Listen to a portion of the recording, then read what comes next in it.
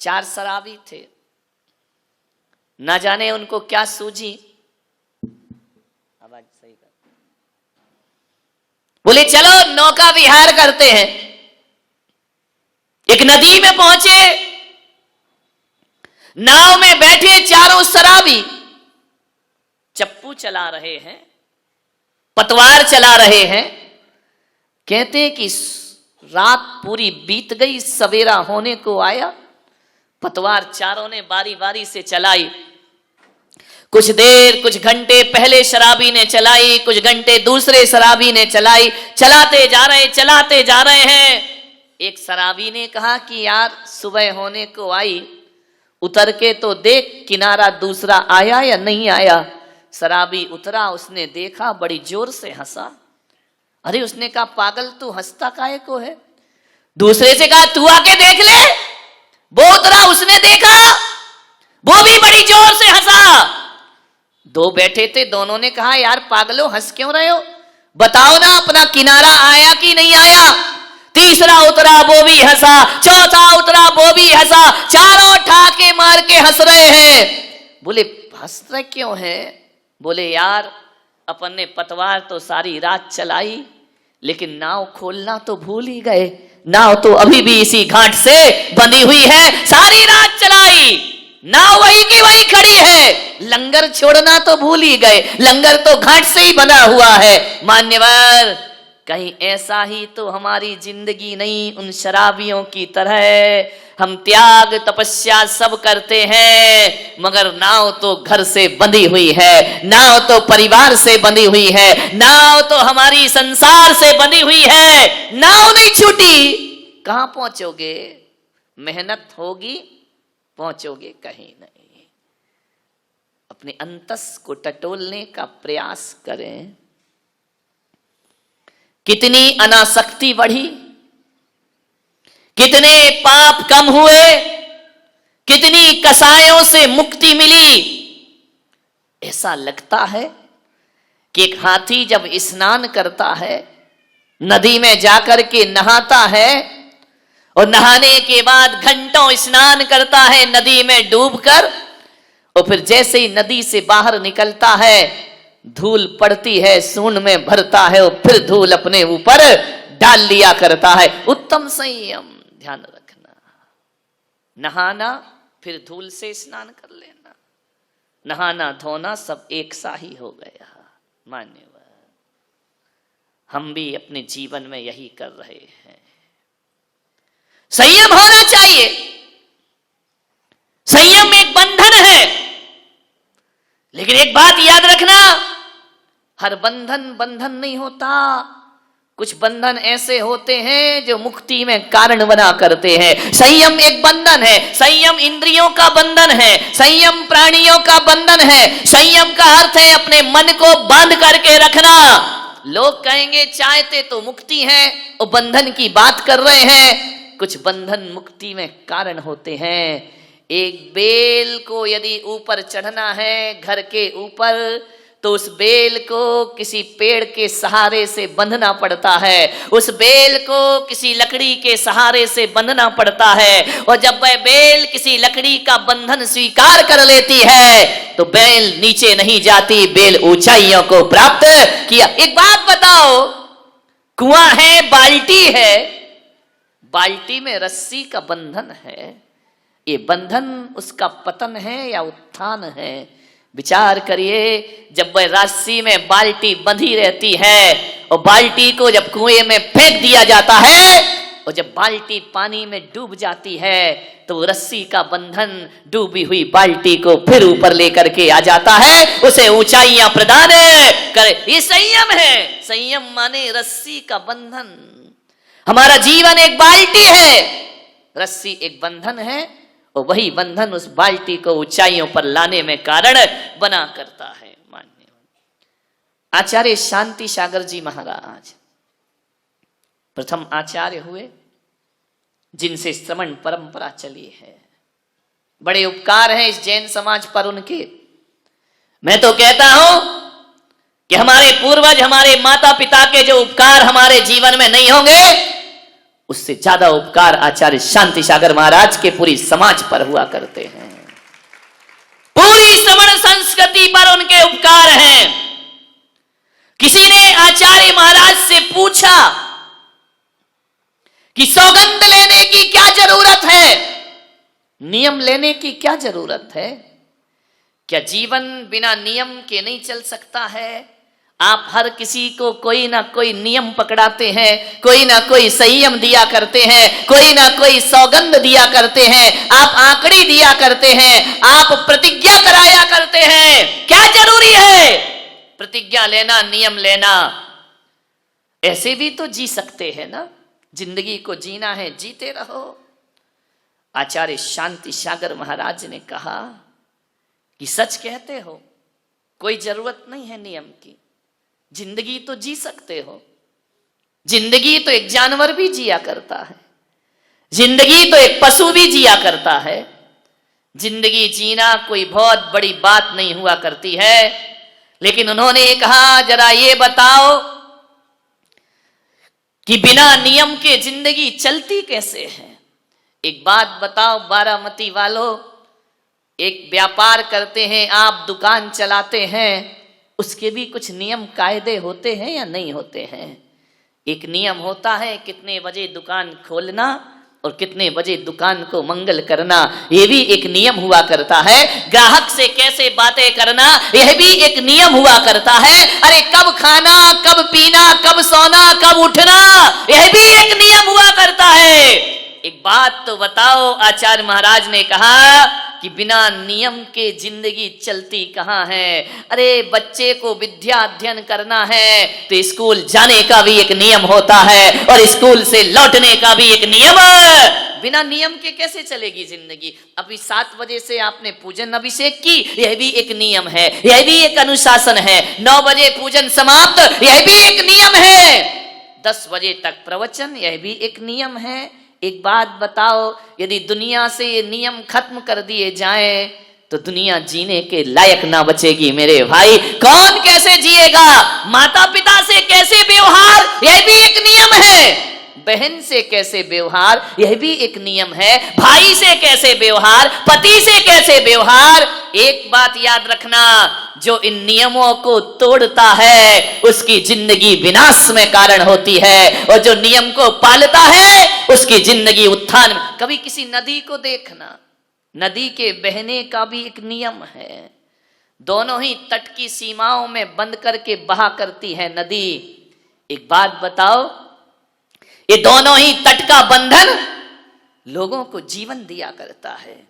वही नदी जीवन दान देती है और वही नदी हजारों का जीवन छीन लिया करती है। एक बात बताइए, जब नदी तट की सीमाओं में बंद कर बहती है तो जीवन दायिनी हो जाया करती है।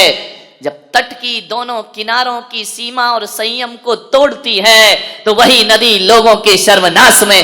मुंबई देख रहे हैं क्या हाल है, क्या तबाही मची है, क्या अफरा तफरी मची है, पानी पानी हो रहा है। एक बात याद रखना, यही पानी जीवन है, यही पानी मौत है। एक बात याद रखना, उसी पानी से कीचड़ मचता है और उसी पानी से कीचड़ साफ भी हुआ करता है। आपके पैरों में कीचड़ लगता है पानी की वजह से, और आपके पैरों को साफ किया जाता है तो पानी। वही चीज जीवन है, वही चीज मौत है। जब कोई भी चीज समय से, संयम से ज्यादा हो जाती है, यहाँ पे डॉक्टर लोग बैठे हैं, दवाई जीवन भी है, दवाई मौत भी है। कितनी गोली खाना, कितनी दवा लेना, ये संयम है। उसकी मात्रा से ज्यादा लिया तो वह दवा भी तुम्हारे लिए मौत में कारण बन जाया करती है। तो जीवन को ऊंचाइयों पर ले जाना है तो संयम रखना बहुत जरूरी है मेरे भाई। आप ग्रस्त हैं, ग्रस्त जीवन में रहते हैं, छोटे छोटे व्रत लिया करो, उन्हें अणुव्रत कहा जाता है, और अणुव्रत के संस्कार हमारी चेतना में होना बहुत जरूरी है। ध्यान रखना, आदमी का जीवन कभी एक सा नहीं होता, उतार चढ़ाव भरा जीवन होता है। महापुरुषों के जीवन में भी उतार चढ़ाव आते हैं हमारे और तुम्हारे जीवन में भी उतार चढ़ाव आते हैं। एक सी जिंदगी किसी की नहीं हुआ करती है, लेकिन ऊंचाइयों के दिन आए तब भी हमें रहना है और नीचाई के दिन आए तब भी हमें रहना है। अच्छे दिन आएंगे तब भी हमें ही जीना है, देखना है। बुरे दिन आएंगे तब भी हमें ही उन्हें भुगतना है। ध्यान रखिए, यदि राम राजा बनने के दिन आए तो उसमें भी राम ही साक्षी बने, और वनवास के दिन आए तो उसमें भी राम ही साक्षी बने। सुख दुख दोनों को हमें ही झेलना है। संयम एक जीवन जीने की कला है। संयम एक ऐसी कला जो जिंदगी को जीने के रास्ते बताया करती है। आपको मालूम है, अष्टमी चौदस को जैनों में लिखा है एकासन करो, उपवास करो। क्यों लिखा है, क्या वजह है इसकी? ये 10 दिन एक टाइम क्यों भोजन करते हो? 10 दिन के उपवास क्यों होते हैं? आपको ये 10 दिन के लिए सफेद कपड़े पहना दिए गए, 10 दिन के लिए कहा कि चटाइयों पर सोने का अभ्यास करिए, 10 दिन के लिए आपसे कहा गया है बाजार का भोजन मत करिए, संकल्पित भोजन करिए, संयम का भोजन करिए, सादगी का जीवन जियो। मैंने सोचा कि ये केवल 10 दिन की बात नहीं, श्रावक के लिए तो अष्टमी चौदस को भी कहा है कि हरी मत खाना, अष्टमी चौदस को भी कहा है कि रूखा सूखा भोजन करना, अष्टमी चौदस को कहा है कि एक टाइम भोजन करना। महीने में 4 दिन, 4 बार आते अष्टमी चतुर्दशी, हर महीने में 4 दिन रूखा सूखा भोजन करो। महीने में 4 दिन डल्लप के गद्दे पर मत सो, महीने में 4 दिन जमीन पर सोने का अभ्यास करिए, महीने में 4 दिन श्रृंगार मत करो, सादगी का जीवन जीने का प्रयास करो। महीने में केवल 4 दिन। शास्त्रों में तो लिखा है अष्टमी चौदस को घर बार छोड़कर जिनालय में निवास करना चाहिए, भगवान के मंदिर में रहना चाहिए, रात्रि में जागरण करना चाहिए, सोना नहीं चाहिए। ध्यान रखना, अष्टमी और चतुर्दशी वाले दिन। मान्यवर, मैंने सोचा कि ये नियम क्यों बनाए गए हैं, इनका कारण क्या, इनका लॉजिक क्या है, तो मैंने इसी चिंतन पर पहुंचा कि भगवान महावीर ने कहा है कि सबके दिन एक से नहीं हुआ करते हैं। आज पुण्य का उदय है, करोड़ों की संपदा है, आज आपके पास पैसा है, ध्यान रखना ये जिस दिन पुण्य छीन हो गया उस दिन सब लुटने में ज्यादा देर नहीं। आपने देखा होगा, हमारे देखते ही देखते कई लाखपति खाकपति हो जाया करते हैं, महलों में रहने वाले सड़कों पर। देखा नहीं सिंघानिया का जीवन, इससे बड़ा उदाहरण क्या होगा। महलों में रहने वाला सड़कों की खाक छानते फिर रहा है। मान्यवर ध्यान रखना, जीवन बदल जाएगा। बहुत ऐशो आराम का जीवन जिया, अब जेल की हवा खाओ। ध्यान रखिए, बहुत डल्लप के गद्दे पर सोए, अब जेल की दरी मिलेगी, जेल की एक चादर कंबल मिलेगी, गुजारो जिंदगी। अब आंसू क्यों, अब रोना क्यों, अब माफी क्यों, अब सिसकना क्यों? विचार करिए, काश महावीर की साधना कर लेता तो आज ये दिन देखने की जरूरत नहीं पड़ती जिंदगी में। महावीर का संयम ले लेता। भगवान महावीर ने कहा कि ग्रस्त हो, 4 दिन सादगी के गुजारो, 4 दिन सिंपल रहो, 4 दिन ऐसा जीवन जियो जैसे साधु संतों का जीवन होता है। मान्यवर, इसलिए कहा कि ये पुण्य जिस दिन क्षीण हो गया और ये 4 दिन जो महीने की आप साधना करेंगे, 10 दिन पर्युषण की साधना करेंगे, तो कम से कम आपको इतनी आदत तो पड़ जाए कि जब डल्लप का गद्दा बिक जाएगा तो हमको चटाई में भी वैसी नींद आएगी जैसे डल्लप के गद्दे पर नींद आया करती है। आज तुम्हारी थाली में 10-10 प्रकार की सब्जियां हैं, रोटी है, कल ये छिन गई तो जब रूखी रोटी खाने के दिन आएंगे ना तो जिंदगी बोझ नहीं लगेगी मेरे भाई। ज्यादा सुविधा भोगी जीवन जियोगे और जिस दिन सुविधाएं छिन जाएंगी उस दिन सिवा आत्महत्या के कोई रास्ता तुम्हारे पास नहीं। तुम्हें लगेगा कि मर जाओ ऐसे जीवन से, लेकिन यदि ये साधना कर ली, ये 10 दिन की साधना, आपने रंगीन वस्त्र छोड़े, सफेद वस्त्र धारण किए। मान्यवर, आज की साधना बुरे दिनों में बहुत काम आया करती है।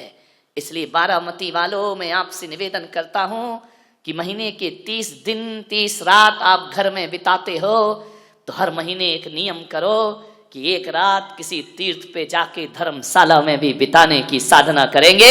आसपास के तीर्थों में एक रात जरूर बिताएंगे, क्योंकि जब महल छिनेगा तो धर्मशाला बहुत काम आएगी, तुम्हारे ध्यान रखना। मान्यवर, आपसे निवेदन है, एक दिन रूखा सूखा खाओ, ना छिने पुण्य।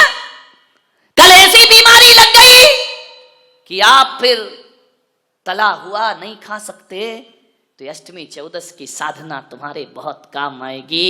ये संकल्प, ये संयम बुरे दिनों में हमारे जीवन में बड़े काम आते हैं। महीने में 4 दिन ब्रह्मचर्य की साधना करो, महीने में 4 दिन रस परित्याग का जीवन जियो, तो ध्यान रखना उतार चढ़ाव की जिंदगी में भी जिंदगी संभल करके चलेगी। फिर आपको लगेगा, आज आप देख रहे हैं हम लोग यहां पर हैं, यहां चातुर्मास हो रहा है, मेरे कमरे को देखना। कई लोग तो मुझे कम देखते, कमरा ज्यादा देखते हैं, क्या लगा है, क्या सजा है, क्या दरबार है। ध्यान रखना, विचार करना, आज यहां है तो उस कमरे में हम रुके हैं, कल बिहार होगा तो टूटे कमरे में भी रात गुजारने की ताकत रखा करते हैं। ध्यान रखिए, टूटे स्कूलों में भी रात गुजर जाया करती है। आज सुविधा है, कल नहीं रहेगी। साधु तो सतत बिहारी है, साधु तो एक जगह रुकता ही नहीं है, बिहार करते रहता है।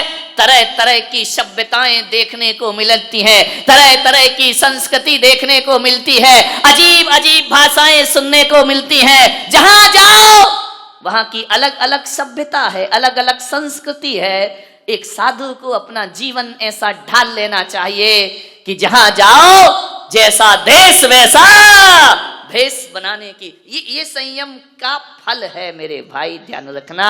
अच्छे भी लोग मिलते हैं, बुरे भी लोग मिलते हैं, आरती उतारने वाले भी मिलते हैं और गालियां देने वाले भी मिलते हैं, अर्घावतारण वाले भी मिलते हैं और असी प्रहारण वाले भी मिलते हैं। ध्यान रखना, जिंदगी है, सब जगह एक साथ थोड़ी होगा। आज जो बारामती का वातावरण है, जरूरी नहीं कि आगे ऐसा ही वातावरण मिले। हर हाल में जो खुश रहना सिखाता है वो उत्तम संयम धर्म हुआ करता है। हर परिस्थिति में आनंद है, ध्यान रखना, इसका नाम संयम है। यदि ये संयम हमारे जीवन में आ गया तो बताओ मेरे भाई, इससे नुकसान कौन सा है। 10 दिन तुमने यदि रात्रि में पानी नहीं पिया तो एक संकल्प किया है अपने आप की क्षमता को जानने का, उजागर करने का। हमारे अंदर अनंत संभावनाएं हैं, संयम उन संभावनाओं को उजागर किया करता है। आचार्य शांति सागर महाराज से बोला गया कि महाराज, कोई जरूरी है कि हम सब आपकी तरह नग्न हो जाएं, आपकी तरह महाराज बन जाएं? क्या जरूरी है?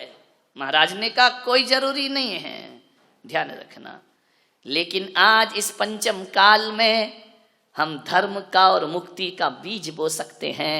और यदि आप संयम साधना कर रहे हैं तो ये समझना कि हम धर्म के और मोक्ष के बीज बो रहे हैं। एक बात बताइए, विचार करना है आपको,